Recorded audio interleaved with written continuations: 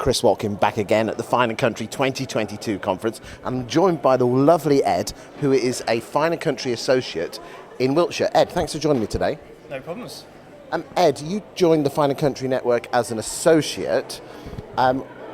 You're transferring, going through to being a licence holder, but tell the boys and girls out there in the state agency land what an associate is.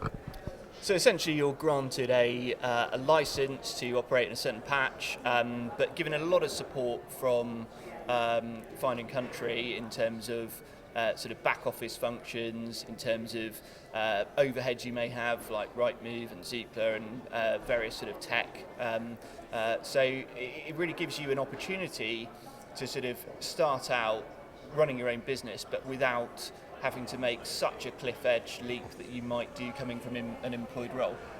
So the associate model is almost the Fine & Country version of the self-employed model, the likes of your EXPs and your Keller Williams, but obviously you've got an amazing brand behind you. What does that brand actually do for you? It gives such credibility. I mean, if I were to start up Ed Taylor Estates... it's got a good ring to it though. Yeah, it might do, and I might get a few instructions, but nowhere near the sort of power that I'd have with an international brand behind me, and that really was the attraction in terms of pairing what I can do on the ground and what I can do sort of sat on people's sofas, but with that being part of something much bigger. So Fine & Country take a percentage of what your turnover, yeah. but why are you then now transitioning over to more of a licence model, and what's the difference? And tell the boys and girls out there in the state agency land. So that's the next step up, really. It's where you take responsibility for a bunch of extra overheads. So there's much more sort of financial responsibility with that. So you need to be at a certain scale in order for that to work and be doing a certain volume. But then you capitalise on a much larger commission of that. So essentially it works, and the associate model very much I think is designed as a stepping stone to that rather than something to stay on forever, and then the licence really allows you to build your own business and bring in associates under you as well. Now, I'm a huge fan of the self-employed estate agency model. I'm assuming that you looked at the other models. Was it really coming down to the brand that you chose, or was there other things like support that you felt Fine & Country could offer you? I think, yeah, a combination of the factors. The brand's incredibly strong. It was appropriate for my patch as well, and I felt there was an opportunity there without... But can I just interrupt? The brand itself won't get you the business. You have to go out there and still get the business. Is that bang on? Absolutely. The brand may help you get through some doors, but it's not going to get you through doors on your own if you don't do anything with the brand. So very much you have got to be the sort of engine running things, but you've got some good sort of ammunition to fire at people when you...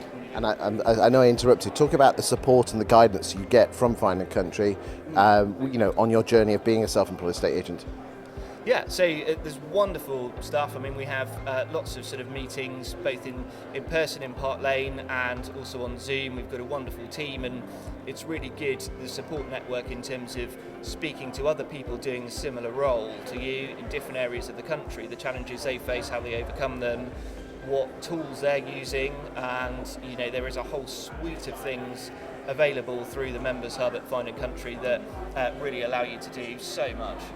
What would your final message be to anyone who is going down the self-employed model, and why they should choose the Fine & Country model itself as an associate? Well, look, it's a massive leap, and I think the people that are most suited to the self-employed model are often in quite a comfortable role, earning some decent money in a stage agent, and they're often the best people, and they've often got the most to lose from having a period where you've got no income. So certainly financially you need to be able to sustain yourself for a certain period of time before the income comes. But I think really carefully do your research and speak to people. There are lots of people out there now on social media who are really great ambassadors for the self-employed model with slightly different firms, slightly different ways of doing things, and just do your research, find what fits best for you and best for the area you're going to be working in. Thank you for your time today. As you know, boys and girls, I'm a massive fan of the self-employed estate agency model. Other self-employed agency models are available, yet I am a huge fan of the Fine & Country model, so do check them out. Thank you very much for your time today, Ed. Thanks, Christopher.